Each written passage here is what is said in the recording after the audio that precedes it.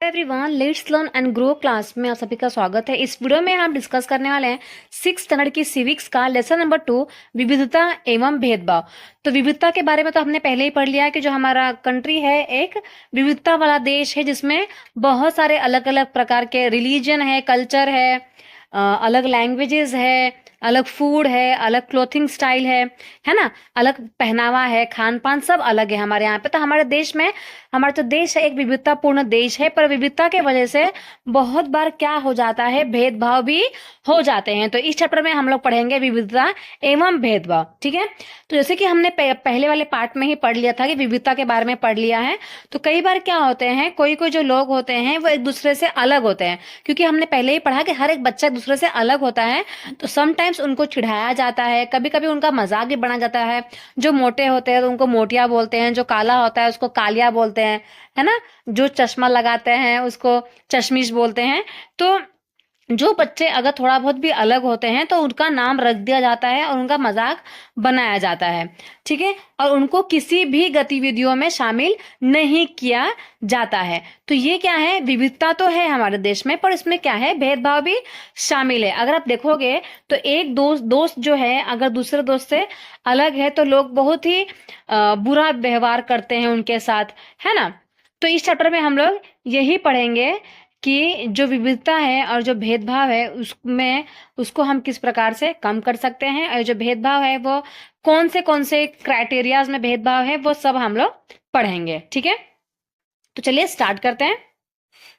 तो हम जो हैं, क्या हैं, कैसे हैं, ये कई चीजों पर निर्भर होता है। हम कैसे रहते हैं, कौन सी भाषा बोलते हैं, क्या खाते हैं, क्या पहनते हैं, कौन सा खेल खेलते हैं, कौन सा उत्सव मनाते हैं, ये सब जो बातें हैं हमारे रहने की जगह का जो भूगोल होता है और जो उसका इतिहास होता है उसके ऊपर डिपेंड होता है। जैसे कि हमने लेसन नंबर 1 में ही पढ़ा था कि कहीं का कल्चर अलग है, पहनावा अलग है, खान पान अलग है, तो वहाँ का जो भौगोलिक स्थिति है वो अलग है, इसीलिए ये सारे बदलाव देखने को मिलते हैं। ठीक है, अगर हम संक्षेप में देखेंगे तो निम्नलिखित बिंदुओं पर ध्यान दें, अंदाजा लगा सकते हैं कि जो हमारा देश है वो विविधता वाला देश है, जैसे कि हमको पता ही है। आगे देखते हैं, हमारे संसार में 8 मुख्य धर्म है। ठीक है, टोटल कितने धर्म है, 8 धर्म है।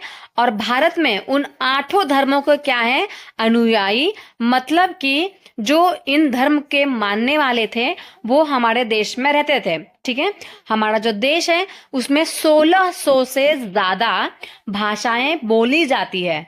ठीक है, 1600 से ज्यादा भाषाएं बोली जाती है, जो लोगों की क्या है, मातृभाषाएं हैं।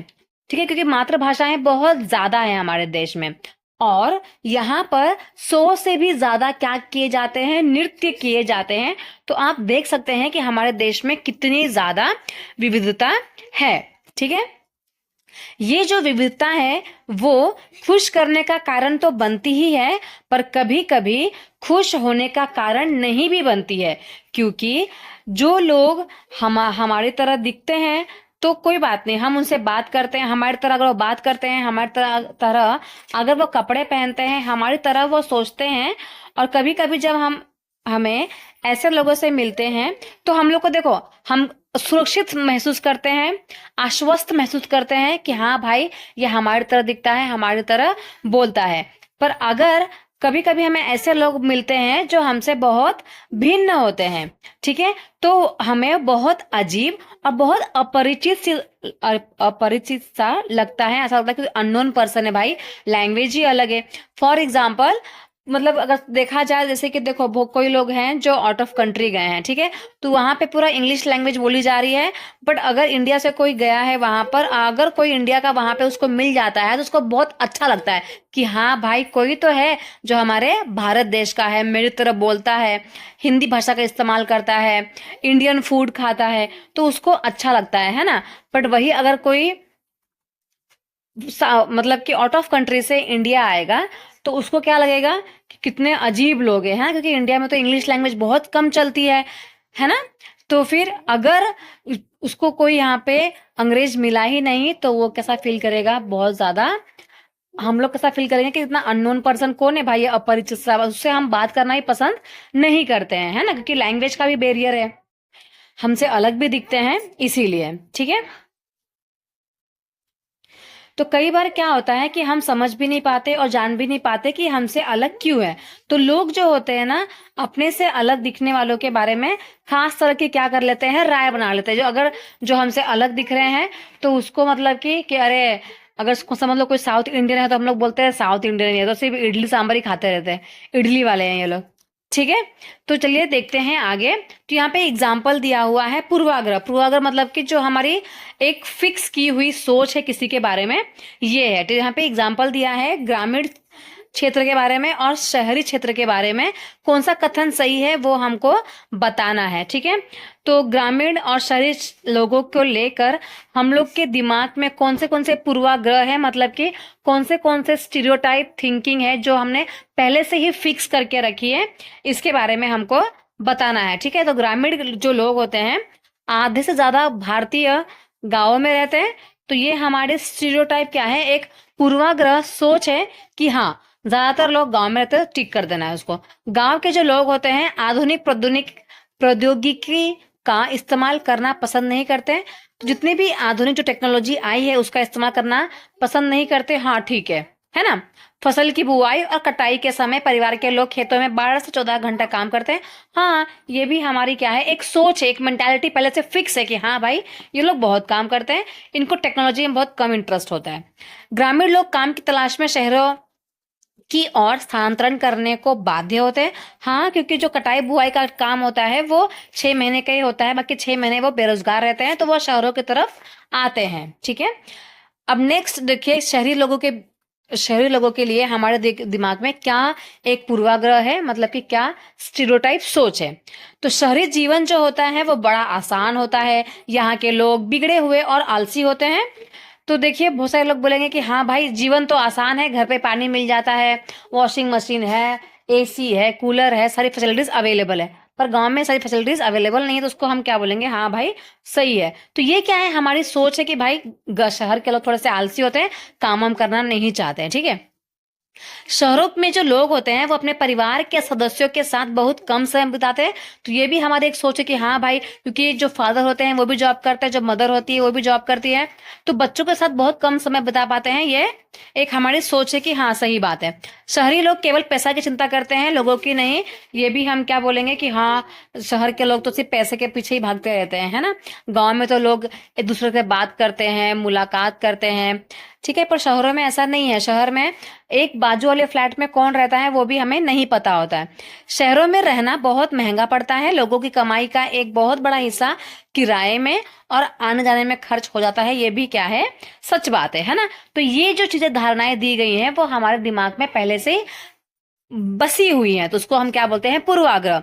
कि भाई शहर के लोग तो आलसी होते हैं पर गांव के लोग तो बहुत ज्यादा मेहनती होते हैं। तो ये जो सोच है वो हमारे दिमाग में पहले से ही फिक्स है, तो उसको बोलते हैं पूर्वाग्रह।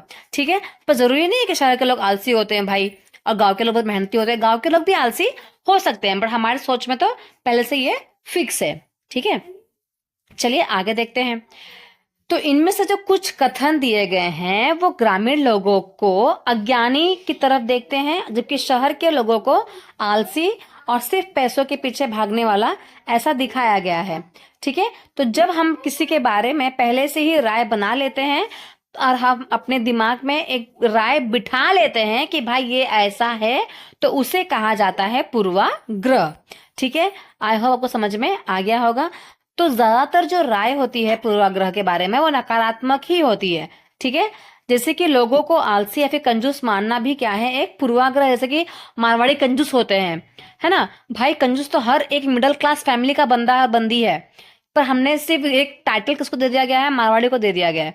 ठीक है, तो ये जो है ना वो क्या है, पूर्वाग्रह है। चलिए आगे देखते हैं। तो जब हम ये सोचने लगते हैं कि किसी भी काम को करने का कोई एक तरीका ही सही है और वही तरीका ही सबसे अच्छा है, तो हम क्या कर रहे हैं, दूसरा जो काम है उसको इज्जत नहीं कर पाते हैं। ठीक है, और उसी काम को दूसरी तरह से करना पसंद करते हैं। उदाहरण के लिए अगर हम सोचें कि अंग्रेजी जो है वो सबसे अच्छी भाषा है, इसका मतलब क्या हुआ, दूसरी भाषाएं महत्वपूर्ण नहीं है, ये तो गलत बात है ना। तो किसी भी एक चीज को एक चीज को बहुत अच्छा मान लेना और एक चीज को बहुत ज्यादा गलत मान लेना, ये क्या है, स्टीरियोटाइप सोच है कि इंग्लिश जो है ये बहुत अच्छी लैंग्वेज है, ठीक है। समटाइम्स क्या होता है कि कोई ऐसे ऐसे लोग होते हैं जो इंग्लिश को बहुत ज्यादा मतलब यूज करते हैं। अगर हम लोग मतलब क्लास में कोई बच्चे हैं 30 बच्चा और एक बच्चा है जिसकी इंग्लिश एकदम फ्लुएंट इंग्लिश है, बहुत अच्छा इंग्लिश बोलता है, तो हम उसको क्या कर लेते हैं भाई, किसमें कंसिडर करते हैं कि भाई बहुत अच्छा बच्चा है, बहुत ही पढ़ने में तेज है, एकदम खतरनाक इंग्लिश बोलता है, ठीक है। पर इसका मतलब ये नहीं कि दूसरी भाषाएं महत्वपूर्ण नहीं है। अंग्रेजी जितनी महत्वपूर्ण है उतनी ही दूसरी भाषाएं भी महत्वपूर्ण है, ठीक है।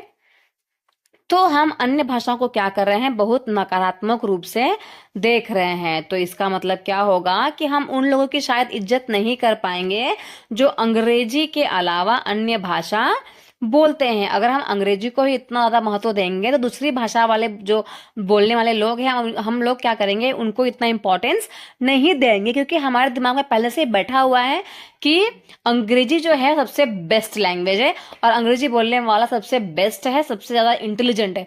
आपने ये भी देखा होगा कि मतलब जो बच्चा क्लास में इंग्लिश अच्छा बोल रहा है उसको इंटेलिजेंट मान लिया जाता है, भले ही उसको लिखना पढ़ना नहीं आए तो क्या, पर भाई इंग्लिश बड़ा अच्छा बोलता है, ठीक है। समटाइम्स ऐसा भी होता है कि कोई कोई बच्चे ऐसे होते हैं जो पढ़ने में अच्छे नहीं होते हैं, जिसको पढ़ना नहीं आता, पर उसकी हैंडराइटिंग भाई बहुत अच्छी है और वो सारे नोटबुक को कंप्लीट रखता है अपनी अच्छी से हैंडराइटिंग में, तो इसको भी क्या मानना जाता है कि भाई ये बच्चा अच्छा है, ठीक है। चलिए आगे देखते हैं। हम कई चीजों के बारे में पूर्वाग्रही हो सकते हैं, जैसे कि लोगों को धार्मिक विश्वास को लेकर, उनकी चमड़ी का रंग लेकर, जिस क्षेत्र से आते हैं वो, जिस तरह से वो बोलते हैं, जिस कपड़े को पहनते हैं, इस चीज में हम क्या हो सकते हैं, पूर्वाग्रही हो सकते हैं। जैसे कि मराठी लोग हैं तो वो क्या पहनते हैं, धोतर ही पहनते हैं, तो भाई उनकी ये पुरानी परंपरा कल्चर है जो चली आ रही है, तो इसलिए धोती पहनते हैं वो, ठीक है। तो ये क्या हो सकता है, पूर्वाग्रही हो सकता है, ठीक है। तो बहुत सारी चीजें हैं जो पूर्वाग्रही हो सकते हैं, पर बहुत सारी चीजें ऐसी हैं जो नेगेटिव में पूर्वाग्रही है, तो वो बात गलत है ना। चलिए आगे देखते हैं। अक्सर दूसरे के बारे में बनाए गए जो हमारे पूर्वाग्रह होते हैं इतने ज्यादा पक्के हो जाते हैं कि हम दूसरों से दोस्ती करना भी पसंद नहीं करते, और इस वजह से क्या होता है कि जो हमारा व्यवहार है बहुत ज्यादा बुरा हो जाता है उनके लिए, ठीक है। उनको बहुत ज्यादा दुख पहुंचाता है कि भाई क्यों मेरे साथ ऐसा बिहेव किया जाता है। हमारे स्कूल में बहुत सारे मतलब मोस्टली जो बच्चे हैं यूपी बिहार के हैं, बट एक बच्चा जो है साउथ इंडिया से आया था, ठीक है, केरला वेरला का आया था, तो उसकी जो लैंग्वेज थी वो पूरा इंग्लिश बोलता था और हिंदी भी बोलता था, तो पूरा मतलब केरला वाले टोन में बोलता था, तो बच्चे उसका बहुत ज्यादा मजाक उड़ाते थे, ठीक है। तो उसको ना बहुत ज्यादा वो अनसिक्योर फील करता था, बहुत उसको बुरा लगता था, तो वो आके हमको कंप्लेन करता था कि मैम सब लोग हमारा मजाक उड़ाते हैं यहाँ पे, ठीक है, क्योंकि उसका जो बोलने का टोन था वो भी अलग था और वो सिर्फ इंग्लिश ही बोलता था, तो इसलिए ऐसे बच्चों का मजाक उड़ा दिया जाता है। बट उनको ये चीजें बहुत ज्यादा हर्ट करती है, तो ऐसा हमको नहीं करना है, ठीक है। चलिए देखते हैं नेक्स्ट टॉपिक, लड़के और लड़की में भेदभाव, ठीक है। तो लड़के और लड़की में भेदभाव ये तो हमने देखा ही समाज में किस किस तरह के भेदभाव हमारे समाज में हुए हैं, और ये सभी भेदभाव से हम भली भांति परिचित भी है, ठीक है। तो एक लड़का और जो एक लड़की होती है उसका अर्थ क्या होता है, तो आप में से कोई बोलेगा कि लड़के के लड़की की तरह जन्म लेते हैं, वही लड़का और लड़की होते हैं, है ना, जो सेक्सुअली क्या होते हैं, लड़के और लड़कियां होती है ना, बायोलॉजिकली। तो चलिए देखते हैं कि लड़का और लड़की को भी किस प्रकार से अलग अलग पूर्वाग्रहों में बांटा गया है। तो यहाँ पे एक सूची दी गई है और हमको बताना है कि ये जो है किस पे बैठता है, लड़का या लड़की पे, ठीक है। वो बहुत ही सुशील है। सुशील कौन होता है, लड़का या लड़की, भाई गर्ल होती है ना। उनका बात करने का तरीका बड़ा ही सौम्य और मधुर होता है, बहुत ही मधुर, बहुत ही प्यार से बोलती है। कौन बोलता है भाई, गर्ल। वे शारीरिक रूप से बलिष्ठ होते हैं, मतलब बहुत ज्यादा बलवान होते हैं शारीरिक रूप से, तो वो कौन होता है भाई, बॉयज, है ना। वे शरारती होते हैं, भाई बॉयज होते हैं, है ना। वे नृत्य करने और चित्रकारी करने में निपुण होते हैं। तो ये कौन होती हैं? गर्ल्स। तो ये जो हम ऑलरेडी बता रहे हैं बॉयज एंड गर्ल्स, ये कहीं ना कहीं हमारे दिमाग में पहले से ही फिट है कि जो लड़का होता है भाई वो शरारती होता है, लड़का जो होता है वो बहुत ज्यादा बलवान होता है, लड़कियां जो होती हैं वो सुशील होती हैं। तो ये जो हमारे दिमाग में पहले से ही फिट कर दिया गया है, इसलिए हम आसानी से क्या कर पा रहे हैं, इसका जो उत्तर है वो दे पा रहे हैं। वे रोते नहीं हैं। कौन नहीं रोता भाई? बॉयज नहीं रोते, है ना। गर्ल्स को तो बदनाम कर दिया गया कि ये रोतड़ी होती हैं। वे उद्यमी होते हैं, मतलब कि बहुत ज्यादा परेशान करते हैं, मस्तीखोर होते हैं, वो भी कौन होते हैं? बॉयज। वे खेल में निपुण होते हैं। खेल कूद में कौन अच्छा होता है भाई? बॉयज, है ना। खाना पकाने में कौन निपुण होता है? गर्ल्स। वे भावुक होते हैं, छोटी छोटी बातों में रो जाते हैं, तो वो क्या होती है? गर्ल्स। तो ये जो चीजें हमने पहले से डिस्कस, तुरंत अभी हमने आंसर निकाल लिया, तो ये जो चीजें हैं वो पहले से हमारे दिमाग में बिठा दिया गया है कि भाई लड़की है तो पिंक कलर, लड़का है तो ब्लू कलर, है ना। लड़की है तो वो डॉल से खेलेगी, लड़का है तो वो कार से खेलेगा, है ना। लड़की है तो भाई कोई भी घर पे आया है तो चाय पानी नाश्ता देके, लड़का है तो कुछ नहीं करेगा, अंदर से बैठा रहेगा। तो ये जो चीजें हैं वो हमें पहले से ही हमारे दिमाग में डाल दी जाती है, ठीक है। अगर लड़का रो रहा है तो उसको हम बोलते हैं कि रोते नहीं है, आप तो लड़के हो ना, लड़के तो रोते ही नहीं है। तो इसी ये जो चीजें हैं वो लड़कों के दिमाग में और लड़कियों के दिमाग में कहीं ना कहीं फिट हो जाती है, और फिर वही चीजें पूरे जीवन तक चलती रहती है, ठीक है। तो ये भी क्या है? एक स्टीरियोटाइप सोच है, एक पूर्वाग्रह सोच है। देखिए रोते तो लड़के भी है ना। उनको क्या फीलिंग्स नहीं है? ठीक है, हमारी फीलिंग्स हमारी, उनको फीलिंग्स नहीं है, ठीक है। उनको भी तो फीलिंग्स है ना, उनको भी रोना आता है, उनको भी हर्ट होता है, बट उनको पहले से सिखा दिया गया है कि भाई आप लड़के हैं तो लड़के रोते नहीं है, ठीक है। तो क्या जो लड़के हैं उनको खाना बनाना नहीं आता? लड़कों को भी खाना बनाना आता है, पर जो लड़कियां हैं उनको ही मतलब थप्पा दे दिया गया है कि तुम तो लड़की हो, तुमको तो शादी के बाद भी काम भी करना पड़ेगा और खाना भी बनाना पड़ेगा, ठीक है। तो ये सब क्या है? स्टीरियोटाइप सोच है, ठीक है। जिससे हमें क्या करना चाहिए, उस चीज से हमको बाहर आना चाहिए। अब देखिए यहाँ पे लोग जो है ना तरह तरह के बातें करते हैं। अगर कोई आपको दिख जाएगा कि भाई चलने में दिक्कत है किसी को, ठीक है, तो लोग क्या करते हैं? उसका मजाक उड़ाते हैं। देखो यहाँ पे बच्चा क्या बोल रहा है कि मैं लंगड़ाता हूँ, मेरी बॉडी लड़खड़ाती है, इसके अलावा और भी बहुत कुछ है, मैं कभी उदास हो जाता हूँ तो कभी दुखी हो जाता हूँ, लोग मेरा मजाक उड़ाते हैं। यह कोई बात नहीं है, यह नई बात नहीं है। अगर तुम मेरी जगह पे होते तुम क्या करते, है ना। अगर कोई लड़का किसी भी कारणवश भगवान ने उसको पैर नहीं दिया, या भगवान ने उसको हाथ नहीं दिए, या फिर जुबान नहीं है, आंख नहीं है, कान नहीं है, तो इसका मतलब ये नहीं कि हम उसका मजाक बनाए। हमें तो ऐसे लोगों का क्या करना चाहिए? हेल्प करना चाहिए, ठीक है। जैसे कि यहाँ पे आप देख सकते हो, तुम दूसरों से कितने अलग दिखती हो, ठीक है। तुम्हें ये दिख नहीं रहा कि क्या है, ठीक है। तो यहाँ पे एक लड़की है जो कि अपाहिज है और वो व्हील चेयर पे बैठी हुई है, तो उसको बहुत ज़्यादा दिक्कत होता है। सोचती है वो कभी कभी मुझे, मैं छिप जाना चाहती हूँ कि मैं इन लोग को दिखूँ ही ना, ताकि ये लोग मेरा मजाक ना बनाए, ठीक है। यहाँ पे और दिया है, क्या उसका दिमाग सही है? मतलब कि ये पैर से चल नहीं सकता, तो लोगों को लगता है कि उसकी टांगे डगमगाती हैं, तो जो उसकी सोच है, जो दिमाग है, वो भी डगमगाता ही होगा। तो ये जो चीजें हैं वो स्टीरियोटाइप सोच है कि अरे यार ये तो पैर ही नहीं है, तो इसका दिमाग क्या ही काम करेगा, है ना। तो ये क्या है? स्टीरियोटाइप सोच है। आपने स्टेफन का नाम तो सुना ही होगा, जिसके पास पैर नहीं थे, है ना, पर उन्होंने कितना नाम कमाया अपनी जिंदगी में, हर लोग उनको जानते हैं। और ऐसे बहुत सारे लोग हैं जिन्होंने इतिहास रचा है, किसी ना किसी कमी है तो भी उन्होंने इतिहास रचा है, ठीक है। हम जैसे देखो, हमें पास तो भगवान ने दो हाथ दो पैर सब कुछ दिए, पर हम क्या कर रहे हैं, है ना। कोई नहीं जानता हम लोगों को, बट उनके पास कोई ना कोई कमी होने के वजह बावजूद भी उन्होंने अपना इतिहास रचा है। चलिए ये पैराग्राफ देख लेते हैं। ये जो पैराग्राफ है बहुत ज्यादा इंपॉर्टेंट है।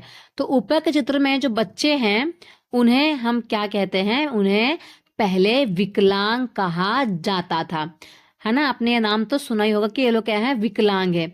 तो ये जो शब्द है ना, शब्दों को बदल कर आज हम उसके लिए क्या प्रयोग करते हैं? वे शब्द हैं खास जरूरतों वाले बच्चे, ठीक है। जिसको इंग्लिश में कहा जाता है स्पेशल चाइल्ड। ठीक है, तो ये जो स्पेशल चाइल्ड जो बच्चे होते हैं वो पढ़ने में अगर बहुत अच्छे हैं तो भी हम उनको स्पेशल चाइल्ड बोलते हैं, और अगर उनमें किसी प्रकार की कमी होती है तो भी उनको स्पेशल चाइल्ड ही कहा जाता है। समझ में आया? तो ऐसे बच्चों को पहले विकलांग कहा जाता था, पर अब इन बच्चों को क्या बोलते हैं? ऐसे बच्चों को नाम दे दिया गया है खास जरूरतों वाले बच्चे। ठीक है, तो उनके बारे में लोगों का जो पूर्वाग्रहों को यहाँ बड़े अक्षरों में दिया गया है, साथ में उनकी अपनी भावनाएं और विचार भी दिए गए हैं। तो ये क्यों दिया गया है? क्योंकि बच्चों के अंदर क्या आ रही थी? रूढ़िबद्धता आ रही थी कि भाई ये तो विकलांग है, इसके पास तो हाथ नहीं, इसके पास तो पैर नहीं। तो समाज क्या कर रहा था? उसको समाज से दूरियां बन जा रही थी। तो ये दूरियां खत्म करने के लिए ये जो नाम है स्पेशल चाइल्ड उसको लाया गया। ठीक है, देखिए अब यहाँ पर क्या है ना, जो बच्चे पहले ऊपर जो हमने स्टोरी देखी, तो बच्चे क्या कर रहे हैं, उनके ऊपर जो रूढ़िबद्धता धारणाएं हैं कि भाई ये तो लंगड़ा है तो दिमाग से भी लंगड़ा ही होगा, अगर ये बच्चे के पास पैर नहीं है तो दिमाग से भी ये पैदल ही होगा। तो ये जो रूढ़िबद्धता सोच है उसको क्या करना चाहिए? हमें खत्म करना चाहिए। ठीक है, और आपको क्या लगता है कि इस प्रकार के जो खास जरूरतें वाले बच्चे हैं तो क्या उनको सामान्य स्कूल में पढ़ाना चाहिए या उनके लिए अलग स्कूल होना चाहिए? अपना जवाब कमेंट सेक्शन में जरूर बताइएगा। ठीक है, देखिए इसका सही आंसर क्या होगा कि भाई उनके लिए अलग स्कूल नहीं बनाना चाहिए, उनके लिए भी सामान्य स्कूल जिसमें सारे बच्चे पढ़ते हैं उसी स्कूल में उनको भी पढ़ाया जाता है ना? आपने पढ़ा ही होगा, जिसमें इंक्लूसिव एजुकेशन में आप लोगों ने पढ़ा होगा, समावेशी शिक्षा, जिसमें सारे बच्चों को एक साथ में लेकर पढ़ाया जाता है। ठीक है, बस इतना ध्यान दिया जाता है कि अगर बच्चा को पैर में चलने में तकलीफ है तो उसकी जो क्लास है वो नीचे अरेंज करवा दी जाती है। ठीक है, चलिए आगे देखते हैं।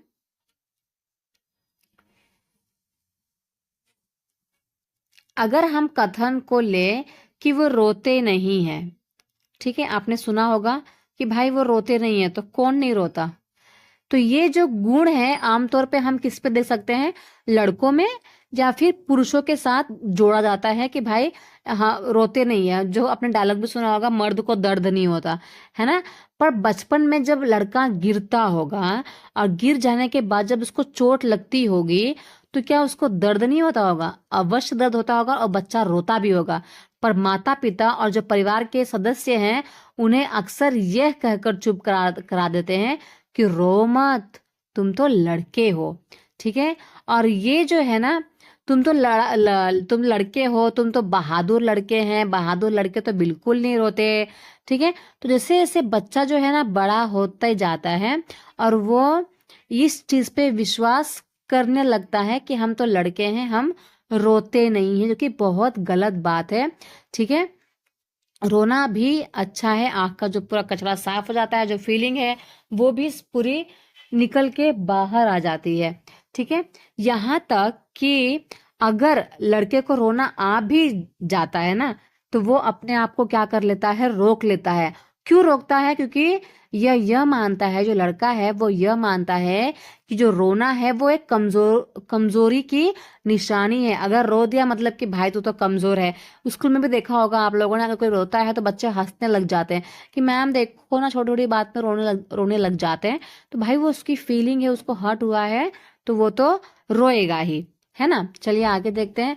हालांकि लड़कों और लड़कियों दोनों का कभी कभी रोने का मन करता है। यस, दोनों ही इंसान हैं, दोनों के अंदर ये एक फीलिंग है। ठीक है, तो दोनों का रोने का मन तो करेगा जब वो हर्ट होंगे तब।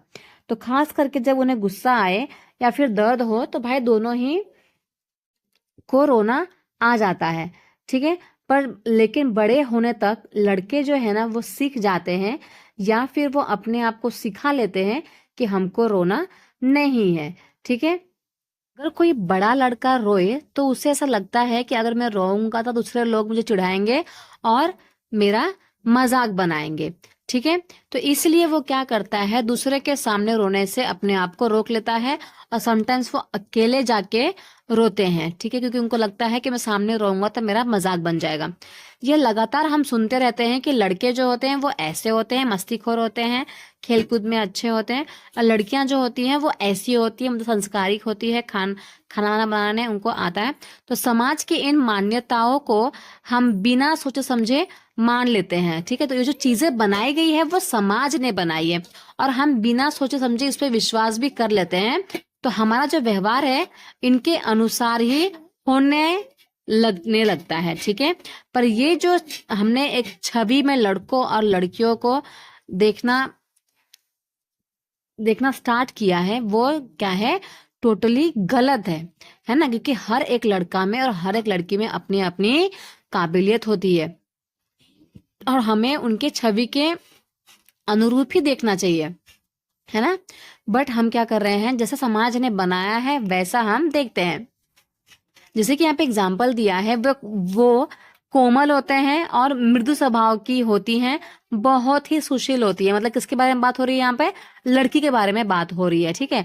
तो इन कथनों को लेकर क्या करना, चर्चा कीजिए। और सिर्फ लड़कियां है पे ही ये रूल क्यों लागू होता है, लड़कों पे क्यों नहीं होता? क्या सिर्फ लड़कियां ही एक कोमल स्वभाव की होती हैं, सुशील होती है, लड़के सुशील नहीं होते? क्या लड़कियां मस्तीखोर नहीं होती, सिर्फ लड़के ही मस्तीखोर होते हैं, है ना? तो ऐसा नहीं है, लड़कियां भी तो मस्तीखोर होती हैं। तो ये जो रूढ़िबद्धता सोच है जो हमारे दिमाग में पहले से डाल दिया गया है कि लड़की है तो टीचर ही बनेगी, लड़का है तो फिर वो इंजीनियर बनेगा, डॉक्टर बनेगा, तो ये जो हमारी एक रूढ़िबद्धता सोच है इसको बदलने की जरूरत है। चलिए आगे देखते हैं, रूढ़िबद्ध धारणाएं बनाना। जैसे कि हमने ऑलरेडी पढ़ लिया कि रूढ़िबद्ध धारणाएं क्या होती है, कि हम क्या करते हैं, सभी लोगों को, ठीक है, सभी लोगों को एक छवि में बांध देते हैं और उनके बारे में एक पक्की धारणा ही बना लेते हैं। उसे कहा जाता है रूढ़िबद्ध धारणा। जैसे कि देखो, सभी लोगों को एक छवि में बांध लेना, जैसे कि पूरे मारवाड़ी समाज के लोग हैं, पूरे मारवाड़ी समाज के लोगों को हो सकता है कि उसमें एक लोग या दो लोग कंजूस होंगे, ठीक है, पर हमने पूरे मारवाड़ी समाज को क्या बोला है कि भाई कंजूस मारवाड़ी। ये तो पूरा डायलॉग हो चुका है कि कंजूस मारवाड़ी। तो ये जो हमने पक्की धारणा बना ली है ना, इसी को कहा जाता है रूढ़िबद्ध धारणा, ठीक है। कई बार हम किसी खास देश के लिए या फिर धर्म के लिए या फिर किसी लिंग के होने के कारण भी हम किसी को कंजूस बोलते हैं या फिर अपराधी या फिर बेवकूफ ठहराते हैं। जैसे कि अगर हिंदू और पाकिस्तान की ही बात कर ले तो पाकिस्तान को हम लोग बहुत शक की नजर से देखते हैं, एक अपराधी के नजर से देखते हैं। तो ये भी क्या है, रूढ़िबद्ध धारणा है। अगर कोई एक दो इंसान गलत कर रहा है इसका मतलब ये नहीं कि पूरा एक कंट्री ही गलत है ना। तो ऐसा दरअसल क्यों होता है, क्योंकि हमने क्या किया है कि एक समाज वालों के लिए या फिर एक देश वालों के लिए, एक कंट्री के लिए एक एक पक्की धारणा बना ली है, जिसकी वजह से ये जो चीजें हैं वो हमारे दिमाग में तुरंत ही आ जाती है, ठीक है। पूरे समूह के बारे में ऐसी राय बनाना गलत बात है, ठीक है। मतलब कोई जैसे कि बॉयज हैं, ठीक है, लड़के हैं, अब सारे लड़के ही बुरे होते हैं ये जरूरी थोड़ी है। अगर एक लड़के ने रेप कर दिया तो जरूर थोड़ी सारे लड़के ही ऐसे होंगे रेपिस्ट, नहीं ना। तो हम लोग क्या करते हैं, अरे लड़के लोग तो ऐसे ही होते हैं, लड़के लोग तो गंदे होते हैं, है ना। तो हम क्या करते हैं, पूरे समूह के लिए ही ये धारणा बना लेते हैं, जो कि बहुत गलत बात है, ठीक है। चलिए आगे देखते हैं। तो इस प्रकार की जो धारणाएं होती है प्रत्येक इंसान को एक अनोखे और एक अलग व्यक्ति की तरह देखने से हम लोगों को रोक लेती है। हम सबको अगर एक ही नजर से देखेंगे तो उसके अंदर जो भी क्षमताएं हैं, जो खास गुण है, वो हम लोग देख ही नहीं पाएंगे, ठीक है। इसीलिए जो व्यक्ति गलत है उसको ही गलत ठहराना है, पूरे समाज या पूरे समूह को गलत नहीं ठहराना है, ठीक है। तो रूढ़िबद्ध जो धारणा है उसमें क्या है, बड़ी संख्या में लोगों के एक ही प्रकार के खांचे में जड़ देती है। जैसे कि माना जाता है कि हवाई जहाज जो है उसमें उड़ाने की जो कामयाबी है, जो काबिलियत होती है, वो लड़कियों में नहीं होती है, ठीक है। तो ये जो रूढ़िबद्ध धारणा है वो क्या कर रही है, मतलब बड़ी संख्या के लोगों को एक ही चीज में एक ही लाइन में खड़ा कर देती है भाई, ठीक है, कि लड़की है तो यही यही करेगी, लड़का है तो यही ये करेगा। तो लड़की है तो भाई वो जहाज नहीं चला सकती, ठीक है। तो ये क्या है, एक रूढ़िबद्ध धारणा है।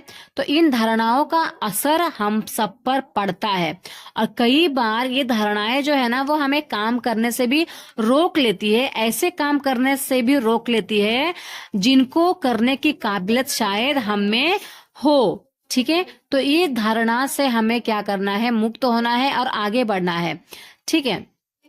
चलिए आगे देखते हैं। देखिए यहाँ पे एग्जाम्पल दिया गया है, ठीक है। तो कुछ मुसलमानों के बारे में यह एक रूढ़िबद्ध सोच है, धारणा है कि भाई जो मुसलमान लोग हैं ना वो लड़कियों को पढ़ाने में रुचि नहीं लेते। ये सही बात है ना, आप लोग ने भी सुना होगा कि लड़कियों को पढ़ाने में इंटरेस्ट नहीं लेते हैं मुसलमान लोग, पर इसलिए उन्हें स्कूल नहीं भेजते हैं, ठीक है। पर जब सर्वे किया गया, जब अध्ययन यह दिखा रहा है कि मुसलमानों की गरीबी जो है ना इसका महत्वपूर्ण कारण है, जिसकी वजह से वो क्या कर रहे हैं, लड़कियों को स्कूल नहीं भेज पा रहे हैं, ठीक है, या फिर स्कूल से उनको जल्दी ही निकाल लेते हैं, ठीक है। जहां पर भी गरीबों तक शिक्षा पहुंचाने के प्रयास किए गए हैं, तो वहां के जो मुसलमान समुदाय के लोग हैं उन्होंने अपने लड़कियों को स्कूल भेजने में रुचि दिखाई है, ठीक है। उदाहरण के तौर पर केरल में एक स्कूल है जो घर के पास में ही है, और वहां पर सरकारी बस की सुविधा भी बहुत अच्छी है। तो जिसकी वजह से क्या हो रहा है कि ग्रामीण क्षेत्रों में शिक्षकों को स्कूल पहुंचने में मदद मिल रही है, ठीक है। और 60% से ज्यादा क्या है, महिला जो है शिक्षक है वहां पर। तो सभी कारकों ने बहुत सारे गरीब परिवार के बच्चों को स्कूल जाने में मदद की है, जिसमें मुसलमान लड़कियां भी शामिल है।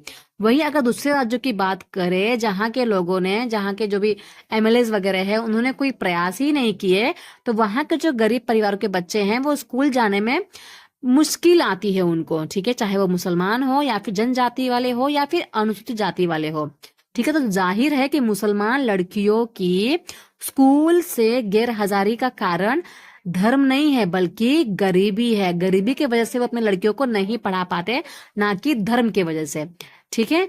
समझ में आ गया। चलिए आगे देखते हैं। नेक्स्ट पॉइंट, असमानता एवं भेदभाव, ठीक है। तो भेदभाव कब होता है, भेदभाव तब होता है जब क्या लोग क्या करते हैं, पूर्वाग्रहों और जो रूढ़िबद्ध धारणा है उसके आधार पर व्यवहार करना शुरू कर देते हैं। जैसे कि रूढ़िबद्ध धारणा है कि भाई जो लड़की है वो घर का काम करेगी, जो लड़का है वो बाहर जाके जॉब करेगा। तो ये सारी सारी जो चीजें हैं वो क्या लेके आते हैं, समाज में असमानता लेके आते हैं और भेदभाव लेके आते हैं, ठीक है। जैसे कि अगर आप लोगों को नीचा दिखाने के लिए हम कुछ करते हैं, है ना, या फिर उनको हम कोई गतिविधियों में पार्टिसिपेट करने से रोकते हैं, या फिर हम किसी लोगों को नौकरी करने से रोकते हैं, या फिर किसी मोहल्ले में उनको हम रहने नहीं देते, एक ही कुएं से या फिर हैंडपंप से हम उनको पानी नहीं लेने देते, दूसरों का इस्तेमाल किया हुआ हम कप का इस्तेमाल नहीं करते, है ना, हम उनको गिलास में चाय नहीं पीने देते। इसका मतलब ये है कि हम क्या कर रहे हैं, उनके साथ भेदभाव कर रहे हैं। ये सारी चीजें आपने गांव में देखी होगी कि एक समाज है जिसके साथ ऐसा बिहेव किया जाता है, ठीक है। गांव में आएंगे तो उनको बेड भी प्रोवाइड नहीं करते, ना चेयर प्रोवाइड करते हैं, वो नीचे आके बैठते हैं, और उनके लिए ग्लास भी अलग से दिया जाता है चाय पीने के लिए, ठीक है। अगर प्लास्टिक के चाय क्या बोलते हैं, प्लास्टिक की ग्लास है तो ठीक है, अगर स्टील की ग्लास दे दी है तो फिर वो हमेशा के लिए सेपरेट कर दी जाती है कि अगर उनके समाज के लोग आएंगे तो उनको इसी सेपरेट वाले ग्लास में ही क्या देना है, चाय देना है। तो इस प्रकार से भेदभाव गांव में आज भी नजर आते हैं, ठीक है। तो भेदभाव जो है वो कई कारणों से हो सकता है। जैसे कि हमने जो लेसन नंबर 1 पढ़ा था उसमें भी हमने देखा कि जो समीर 1 है और जो समीर 2 है वो एक दूसरे से काफी क्या है, अलग है। अगर उनके धर्म की बात करें तो जो समीर 1 है वो हिंदू है, समीर 2 जो है वो मुस्लिम है। तो इस प्रकार से भी क्या हो सकता है, भेदभाव हो सकता है। जबकि ये हमारे देश के लिए क्या है, विविधता का एक पहलू है ना। अगर कोई एक बच्चा अलग रिलीजन का है, दूसरा बच्चा अलग रिलीजन का है, तो ये एक विविधता है हमारे देश के लिए, ठीक है। बट उस विविधता जो है वो क्या बन जाती है, भेदभाव का कारण बन जाती है, ठीक है। ऐसा कब होता है, जब लोग अपने से जो अलग प्रथाएं हैं या फिर जो अपने अलग रिवाज है दूसरों के, उन लोगों को अगर निम्न कोटि का मानते हैं तो ये सारे भेदभाव वहां पर नजर आते हैं। ठीक है, अब समीर दो जो है, दोनों समीर जो थे ना, उन दोनों में पृष्ठभूमि का भी अंतर था। ठीक है, पर समीर दो जो है वो गरीब है। ठीक है, तो गरीबी जो है वो विविधता का पहलू नहीं है, वो एक असमानता का पहलू है। याद रखिएगा, अगर किसी देश में अलग अलग भाषाएं बोली जाती हैं, अलग अलग खाना खाया जाता है, अलग अलग कपड़े पहने जाते हैं, तो ये हमारे देश के लिए विविधता का पहलू है। पर अगर कोई लोग गरीब है और गरीबी की वजह से किसी चीज को वो अफोर्ड नहीं कर पा रहे हैं, पढ़ाई नहीं अफोर्ड कर पा रहे हैं, कपड़ा नहीं अफोर्ड कर पा रहे हैं, खाना नहीं अफोर्ड कर पा रहे हैं, तो फिर ये एक असमानता का कारण बन जाता है कि भाई ये गरीब है इसीलिए उसको नहीं मिल पा रहा है। ठीक है, तो बहुत लोगों के पास आपने देखा होगा कि खाने के लिए, कपड़े और घर की मूल जरूरतों को पूरा करने का भी साधन और पैसा नहीं होता है ना। तो इस कारण से क्या होता है, दफ्तरों में, अस्पतालों में, स्कूलों में इनके साथ क्या किया जाता है, भेदभाव किया जाता है।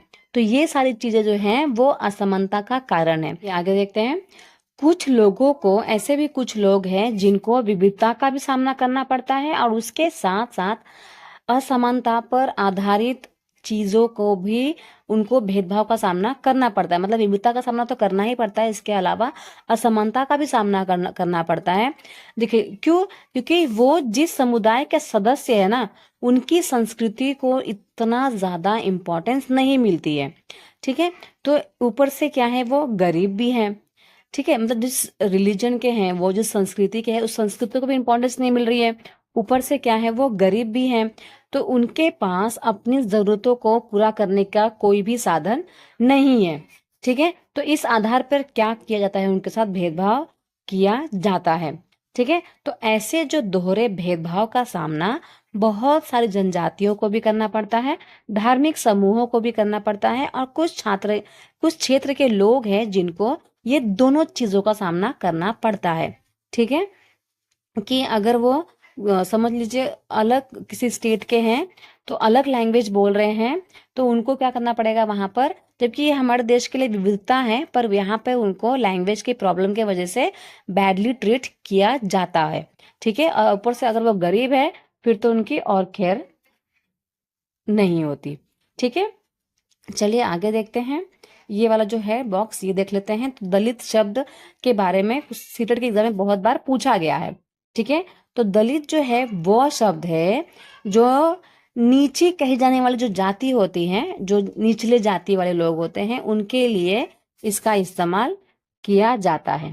ठीक है, इस शब्द को अछूत से ज्यादा पसंद करते हैं। ठीक है, जैसे पहले के लोग बोलते थे कि अछूत है, अछूत, तो ये अछूत शब्द को हटाकर कौन सा शब्द ला दिया गया है, दलित शब्द ला दिया गया है। ठीक है, दलित का मतलब क्या होता है कि दबाया गया, जिसको मतलब पहले से ही बहुत दबाया गया है, बहुत कुचला गया है।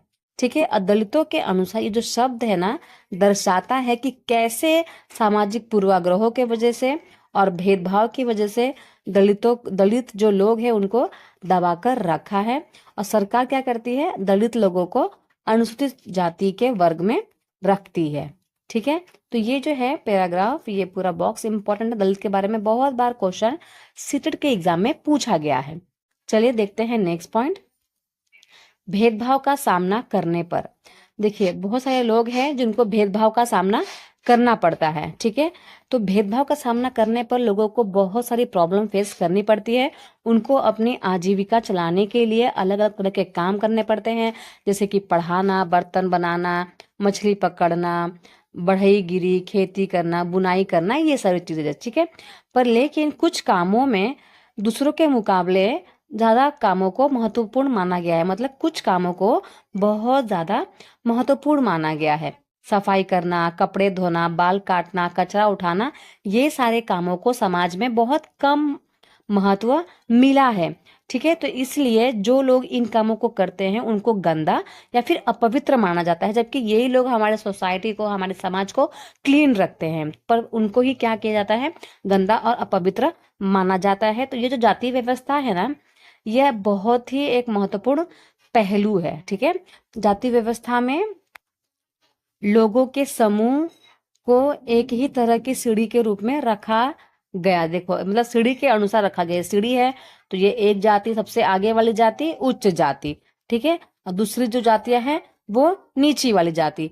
तो सीढ़ियों के अकॉर्डिंग बांट दिया गया, और जिन्होंने अपने आप को इस सीढ़ी में सबसे ऊपर रखा उनको क्या कर दिया गया, ऊंची जाति का और उत्कृष्ट कहा गया, और जिन समूहों को नीचे सीढ़ी पे रखा गया उनको अछूत या फिर अयोग्य कहा गया। ठीक है, जाति प्रथा के नियम एकदम क्या थे, निश्चित थे कि अछूतों को जो काम दिया जाएगा इसके अलावा वो कोई भी काम करने की उनको इजाजत नहीं रहेगी। उदाहरण के लिए अगर उसके जो पिता है सिर्फ कचरा उठाने का काम कर रहे हैं, ठीक है, मतलब कोई एक समूह के लोग हैं वो कचरा उठाने का काम कर रहे हैं, मरे हुए जानवरों को गांव से हटाने की इजाजत थी, तो उन्हें उस ऊंची जाति के लोगों के घर में घुसने की, गांव के कुएं में से पानी लेने की, यहाँ तक कि मंदिर में घुसने की भी इजाजत उन लोगों को नहीं होती थी।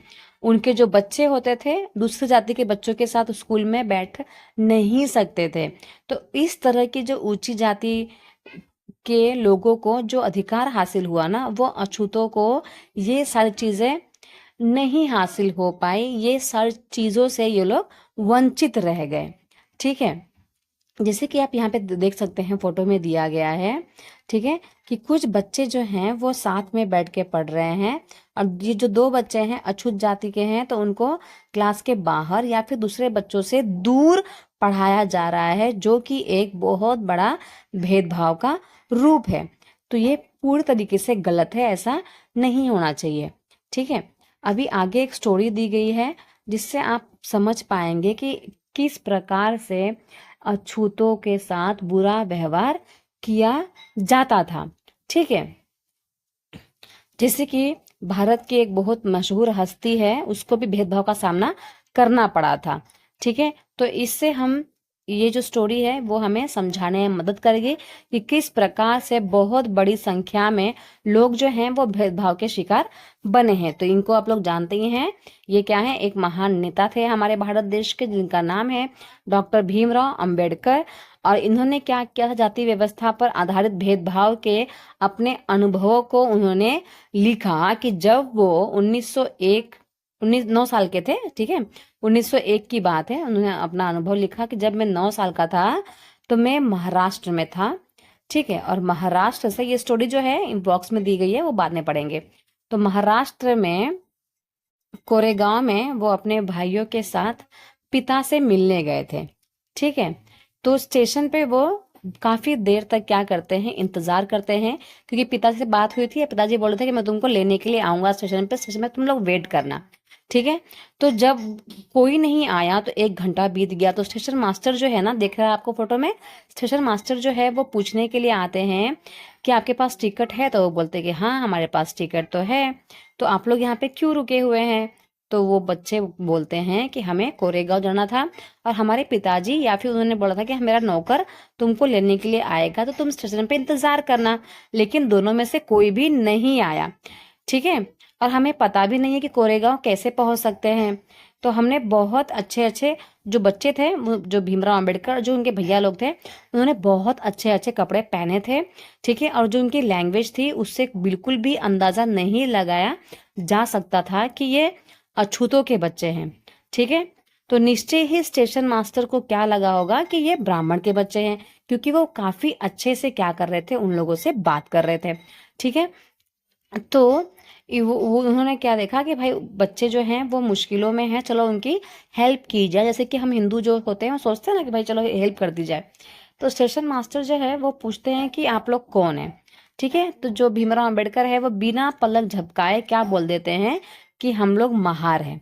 ठीक है, अब जो महार जो है ना, वो बम्बई प्रांत की, मतलब महाराष्ट्र की एक महार समुदाय है जिसको अछूत माना जाता था उस टाइम पे। ठीक है, तो जब स्टेशन मास्टर ने सुना कि ये एक महार है तो उनको एकदम से क्या लगा, धक्का लगा, और वो एकदम से भौचक्के रह गए।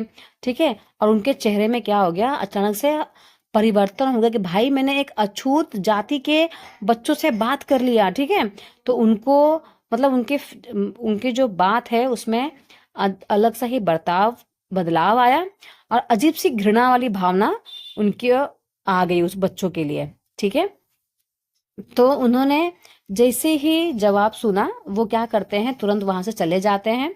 ठीक है, और जो बच्चे हैं वहीं पे खड़े रह जाते हैं। 15-20 मिनट बीत जाता है, सूरज जी छिप जाता है, पिताजी नहीं आए हैं और ना ही उनके नौकर आते हैं।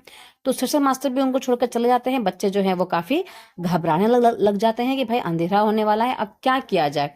ठीक है, तो यात्रा के शुरुआत में तो वो लोग बहुत ज्यादा खुश थे कि भाई जाना है पापा से मिलने के लिए, पर यात्रा के अंत में वो लोग में उदासीमय हो गए। ठीक है, आधे घंटे के बाद स्टेशन मास्टर जो है वापस से लौटकर आता है, पूछता है कि आप लोगों ने क्या सोचा, आपको क्या करना है।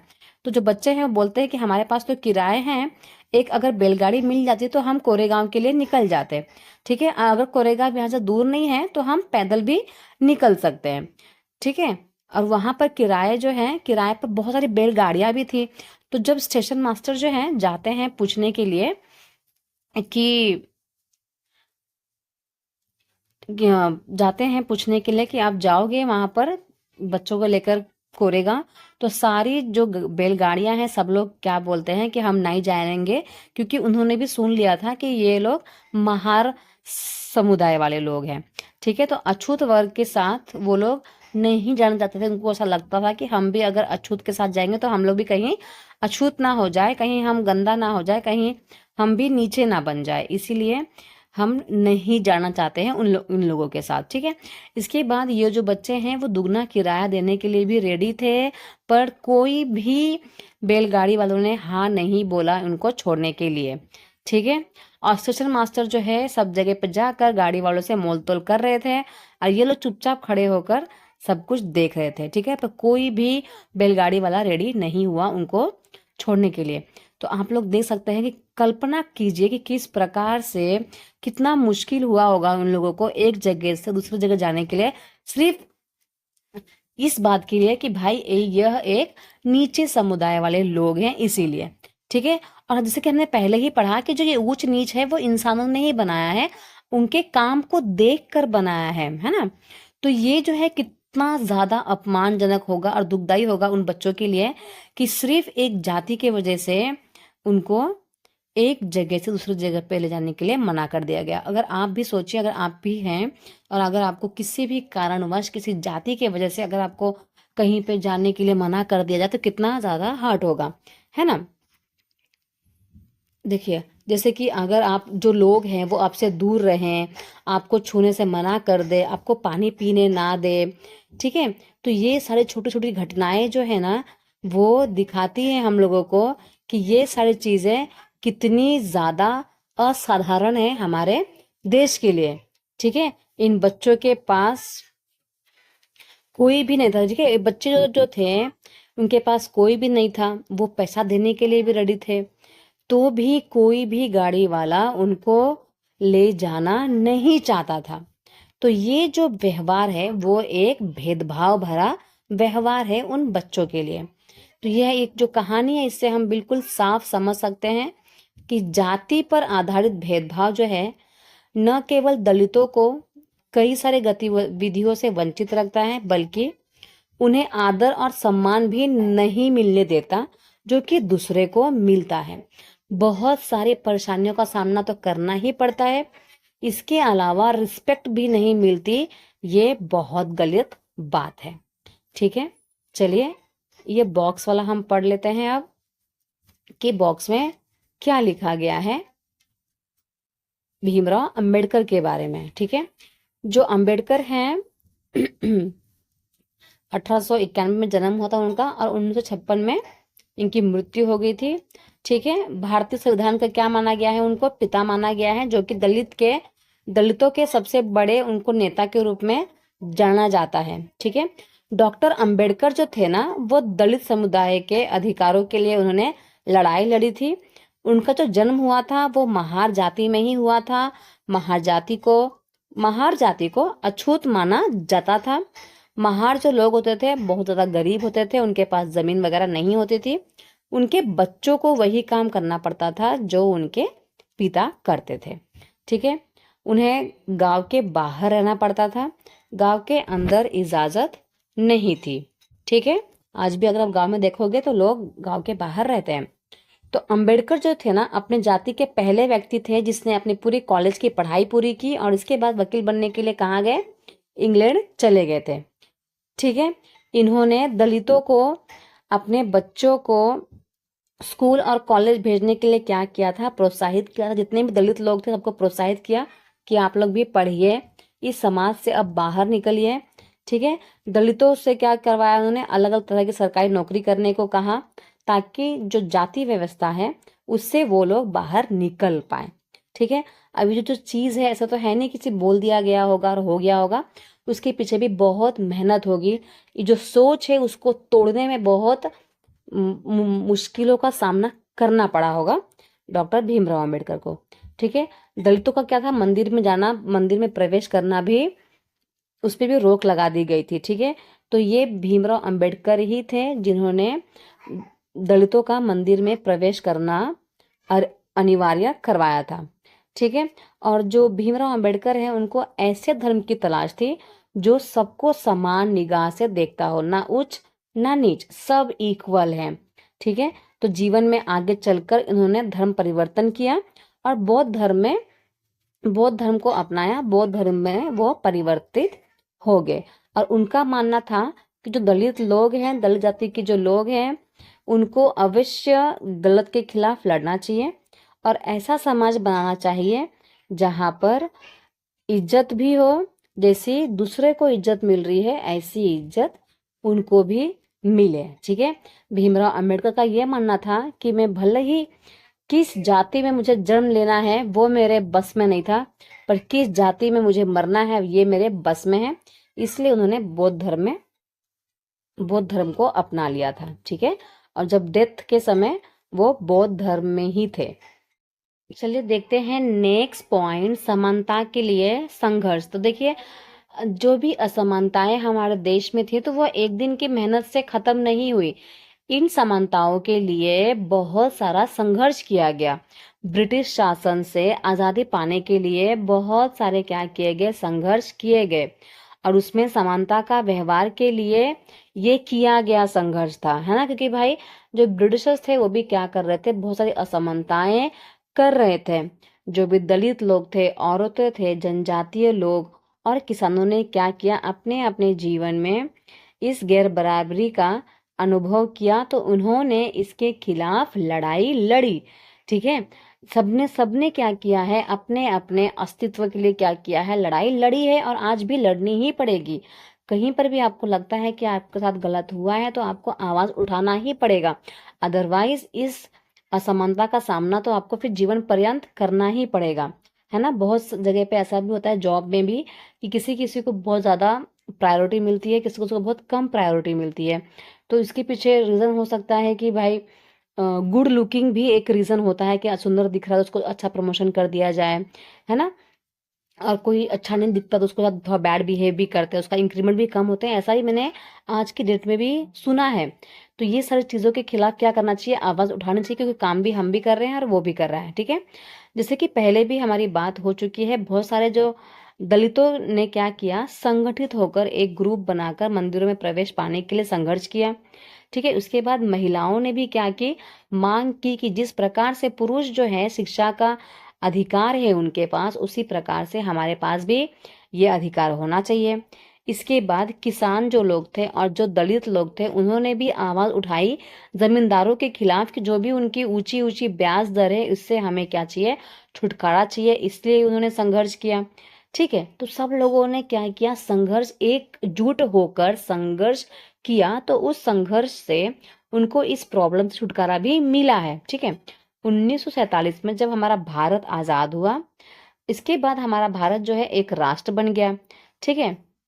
तो हमारे जो नेता हैं उन्होंने हमारे समाज में जो भी असमानताएं हो रही थी वो तो उन्होंने देखी ही थी कि कौन सी असमानताएं हमारे देश में चल रही थी। तो ये सारी चीजों पे उन्होंने क्या किया? विचार किया। और संविधान को लिखने वाले जो लोग थे वो भी इस बात से क्या थे? अवगत थे। ठीक है। कि हमारे जो समाज है उसमें किस प्रकार से भेदभाव किया जा रहा है। तो लोगों ने क्या किया? उसके खिलाफ संघर्ष किया। ठीक है। और कई नेताओं ने क्या किया, लड़ाइयों में हिस्सा भी लिया कि भाई जो भी प्रॉब्लम है वो खत्म हो जाए, है ना। डॉक्टर, जैसे कि डॉक्टर अंबेडकर है, उन्होंने बहुत सारे चीजों में या फिर बहुत सारे संघर्ष में क्या किया, उन्होंने हिस्सा लिया है। इसीलिए नेताओं ने क्या किया, संविधान में ऐसी ऐसी चीजें लिखी हैं कि किसी के साथ भी असमानता ना हो। ठीक है, भारत में सभी लोगों को समान माना जाए, बराबर माना जाए, ये हमारे संविधान में लिखा हुआ है। समानता को एक अहम मूल्य की तरह माना गया है, जो हम सभी को एक भारतीय के रूप में जोड़ती है। ठीक है, प्रत्येक व्यक्ति जो है वो समान अधिकार और समान अवसर प्राप्त करे, ये चीज हमारे संविधान में लिखी है। कोई भी उसे अस्पृश्यता मतलब कि छुआछूत की नजर से ना देखे, ये भी चीज हमारे संविधान में लिखा गया है। उसको एक अपराध की तरह देखा जाएगा, अगर कोई छुआछूत या फिर इस तरीके की हरकतें करता है तो उसे अपराध माना जाएगा, और कानूनी तौर से ये क्या है, अपराध है। अगर आप जो जनजातीय समुदाय वालों को परेशान भी करते हैं, या फिर अगर उन्होंने झूठी झूठी कंप्लेंट भी कर दी ना आपके खिलाफ, तो तुरंत एक्शन हो जाएगा, क्योंकि ये सारी चीजें को अपराध माना गया है। कानूनी रूप से उसको पूर्ण रूप से खत्म कर दिया गया है। ठीक है, पर अगर इंसान करता है तो फिर उसके ऊपर स्ट्रिक्ट एक्शन लिया जाएगा। ठीक है, अब हमारे संविधान में बन गया है कि जो लोग हैं वो अपनी पसंद का काम चुन सकते हैं, इसके लिए वो बिल्कुल भी आज़ाद है। ठीक है, नौकरियां जो हैं वो सभी के लिए खुली हैं, चाहे वो उच्च जाति के हो, चाहे नीच जाति के हो, और चाहे लड़का हो चाहे लड़की हो। ठीक है, इन सब के अलावा संविधान ने सरकार पर यह विशेष जिम्मेदारी भी डाली हुई है कि जो गरीब लोगों के लोग हैं, ठीक है, अलग थलग जो हो गए हैं, उनके ऊपर समानता के अधिकार के फायदा दिलवाने वाले विशेष कदम भी उठाए जाए। जैसे कि आपको पता ही है कि जो भी एग्जाम्स वगैरह होते हैं तो उनको बहुत सारा क्या होता है, वहाँ पर छूट होती है, जो गरीब समुदाय के हैं या फिर जो अलग अलग जो समुदाय के हैं, जो नीचे समुदाय वाले लोग हैं, उनके लिए क्या है, बहुत सारे विशेष कदम भी उठाए गए हैं, ताकि जिस प्रकार से वो इतने डाउन हो चुके हैं, है ना, बहुत गरीब हो चुके हैं, उस प्रकार से उनका लेवल क्या हो, बढ़ता जाए। और काफी हद तक अब ये जो समुदाय के लोग हैं, इनका कंडीशन भी काफी अच्छा हो चुका है। ठीक है, संविधान के जो लेखक है ना, उन्होंने भी यह बात कही है कि जो हमारे देश में विविधता है उसकी क्या करनी चाहिए, इज्जत करनी चाहिए, क्योंकि ये हमारे देश की बहुत ही मूल्यवान चीज है। ठीक है, अब बहुत ही महत्वपूर्ण है हमारे देश के लिए। उन्होंने यह महसूस किया कि लोगों को क्या करना चाहिए, अपने अपने धर्म का भाई पालन करो। जरूरी नहीं है कि आप हिंदू हो तो मुस्लिम का पालन करो, मुस्लिम हो तो हिंदू का पालन करो, ऐसा नहीं है। आप जिस धर्म के हो उस धर्म का आपको पालन करना है। अपनी भाषा बोलो, अपना त्योहार मनाओ। ठीक है, अपने आप को खुल के रखो। अपने जो विचार है उसको अच्छे से अभिव्यक्त करने की आज़ादी हमारा संविधान हमको देता है ना। जो हमारे फंडामेंटल राइट्स है वो तो आपको पता ही है। उसमें कहा गया है कि कोई भी एक भाषा, कोई भी एक धर्म या फिर कोई भी एक त्योहार सबके लिए अनिवार्य नहीं बनना चाहिए। इस चीज का सरकार ध्यान देगी। ठीक है, जो भी जिस रिलीजन का है, जिस रिलीजन का जो फेस्टिवल है, वो बिना किसी रोक टोक के आराम से सेलिब्रेट करेगा। ठीक है, उन्होंने जोर दिया कि सरकार जो है इस सारी चीजों पर धर्मों को बराबर मानेगी। और इसलिए हमारा जो भारत देश है वो कैसा देश है, एक धर्मनिरपेक्ष देश है, क्योंकि इसमें बहुत सारे धर्म हैं इसीलिए। ठीक है, तो जहां लोग बिना किसी भेदभाव के अपने धर्म का पालन करते हैं, अपने धर्म के सारे फेस्टिवल को मनाते हैं, है ना। और ये जो हमारी भारत की एकता है वो बहुत ही महत्वपूर्ण कारक है हमारे भारत देश के लिए। हम सब इकट्ठा रहते हैं और एक दूसरे की क्या करते हैं, इज्जत करते हैं। एक दूसरे के फेस्टिवल को भी सेलिब्रेट करते हैं। जो क्रिश्चियन है वो दिवाली सेलिब्रेट करता है, जो हिंदू है वो क्रिसमस सेलिब्रेट करता है। तो ये क्या है, हमारे भारत की एकता है। ठीक है, हालांकि जो हमारा संविधान में ये सारे विचारों पे जोर दिया गया है कि यह जो पाठ है इसी बात को उठाता है कि जो असमानता है, जो असमानता है हमारे देश में, वो आज भी मौजूद है। समानता जो है बहुत मूल्य की चीज है, जिसके लिए निरंतर संघर्ष करना ही पड़ेगा, क्योंकि असमानता आज भी आपको स्कूलों में, जहां आप ऑफिस में जॉब करते हैं, जहां आप कहीं पे भी जॉब करते हैं, तो आपको नजर आ ही जाएगा। ठीक है, तो भारतीयों के लिए असमानता का मूल्य जो है वास्तविक जीवन का हिस्सा बने, सच्चाई बने, और इसके लिए वो हमेशा संघर्ष करते रहे। ठीक है, आंदोलन और सरकार द्वारा उठाए जाने वाले कदम भी बहुत ज्यादा जरूरी है। ठीक है, अगर जरूरत पड़ती है तो आंदोलन भी कर लेना चाहिए।